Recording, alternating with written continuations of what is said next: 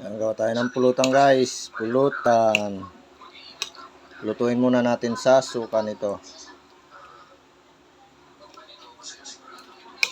Dahil masakit yung ulo natin. Yan tayo ng kabayo.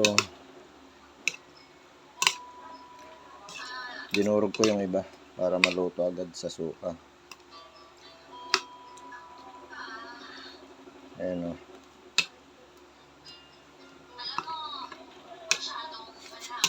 Daming sili guys. Dami niyang sili.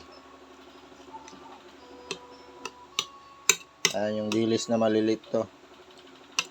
Babad muna natin sa suka para lutong-luto siya.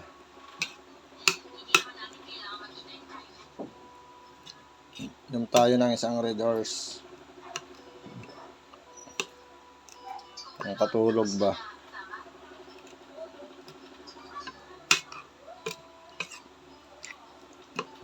Sarap men. Sarap nito. Dinurog-durog ko na para ano, maluto sa suka ba.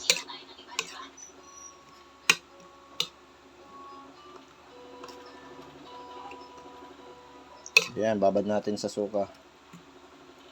Tikman natin.